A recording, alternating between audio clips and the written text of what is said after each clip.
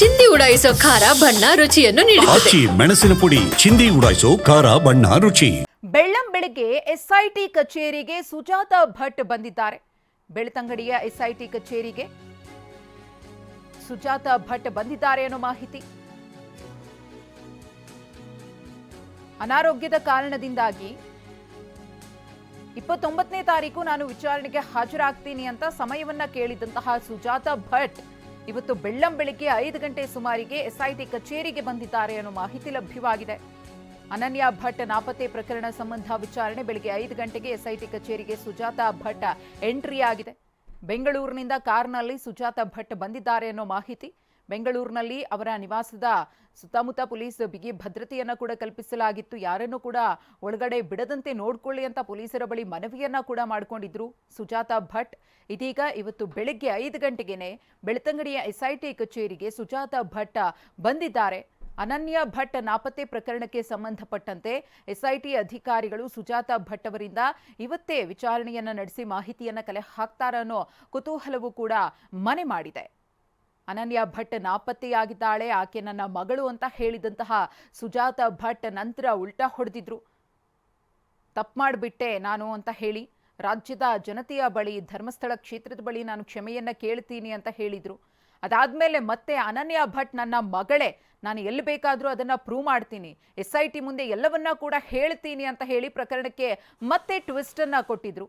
ಹೆದರಿಸಿ ಬೆದರಿಸಿ ನನ್ನಿಂದ ಸುಳ್ಳನ್ನ ಹೇಳಿಸಿದ್ರು ಅಂತ ಸುಜಾತ ಭಟ್ ತಮ್ಮ ಹೇಳಿಕೆಯನ್ನ ತಿರುಚಿದ್ರು. ಅನನ್ಯ ಭಟ್ ವಿಚಾರ ಇದೆಯಲ್ಲ, ಇದೊಂದು ಕಟ್ಟು ಕಥೆ ಅಂತ ಹೇಳಿದಂತಹ ಸುಜಾತ ಭಟ್ ಪದೇ ಪದೇ ತಮ್ಮ ಮಾತುಗಳನ್ನ ಬದಲಾಯಿಸ್ತಾನೆ ಇದ್ದಾರೆ. ಇನ್ನೂ ಒಂದು ಕನ್ಕ್ಲೂಷನ್ಗೆ ಸುಜಾತ ಭಟ್ ಬಂದೇ ಇಲ್ಲ. ಅವ್ರು ಯಾವಾಗ ಏನು ಹೇಳ್ತಾರೆ ಅನ್ನೋದೇ ಸದ್ಯದ ಕುತೂಹಲ. ಇವತ್ತೇನಾದರೂ ಎಸ್ಐಟಿ ಅಧಿಕಾರಿಗಳ ಮುಂದೆ ಅವರು ವಿಚಾರಣೆಗೋಸ್ಕರನೇ ಹಾಜರಾಗಿದ್ದೇ ಆದ್ರೆ ಅನನ್ಯ ಭಟ್ ನಾಪತ್ತೆ ಪ್ರಕರಣಕ್ಕೆ ಸಂಬಂಧಪಟ್ಟಂತೆ ಏನು ವಿಚಾರವನ್ನ ಎಸ್ಐಟಿ ಅಧಿಕಾರಿಗಳ ಮುಂದೆ ಬಹಿರಂಗಪಡಿಸಲಿದ್ದಾರೆ ಅನ್ನೋ ಕುತೂಹಲ ಮನೆ ಮಾಡಿದೆ. ಒಂದಷ್ಟು ಮಂದಿಯ ವಿರುದ್ಧ ಆರೋಪವನ್ನ ಕೂಡ ಸುಜಾತ ಭಟ್ ಮಾಡಿದ್ರು. ಗಿರೀಶ್ ಮಟ್ಟಣ್ಣವರ ಹಾಗೇನೆ ಜಯಂತ್ ಟಿ ಅವರ ವಿರುದ್ಧವೂ ಕೂಡ ಆರೋಪಿಸಿದ್ರು. ಅವರೆಲ್ಲ ಹೇಳಿಸಿ ನನ್ನ ಹತ್ರ ಈ ರೀತಿ ಮಾಡಿಸಿದ್ರು ಅಂತ ಹೇಳಿ.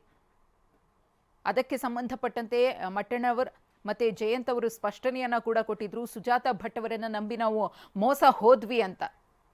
ಇವತ್ತು ಬೆಳ್ಳಂ ಬೆಳಗಿನ 5 ಗಂಟೆಗೆ ಸುಜಾತ ಭಟ್ ಬಂದಿರುವುದು ತೀವ್ರ ಕುತೂಹಲವನ್ನ ಕೆರಳಿಸಿದೆ. ಮತ್ತಷ್ಟು ಮಾಹಿತಿಯನ್ನ ಕೊಡ್ತಾರೆ ನಮ್ಮ ಪ್ರತಿನಿಧಿ ಪೃಥ್ವಿರಾಜ್. ಅನಾರೋಗ್ಯದ ಕಾರಣವನ್ನ ಒಡ್ಡಿ 29ನೇ ತಾರೀಕು ನಾನು ವಿಚಾರಣೆಗೆ ಬರ್ತೀನಿ ಅಂತ ಸಮಯವನ್ನ ಕೇಳಿದಂತಹ ಸುಜಾತ ಭಟ್ ಇವತ್ತು ಬೆಳಿಗ್ಗೆನೆ ವಿಚಾರಣೆಗೆ ಹಾಜರಾಗಿದ್ದಾರೆ. ತೀವ್ರ ಕುತೂಹಲ ಕೆರಳಿಸಿದೆ. ವಿಚಾರಣೆ ನಡೆಯುತ್ತಾ ಇವತ್ತು ಹೇಗೆ ಅಂತ?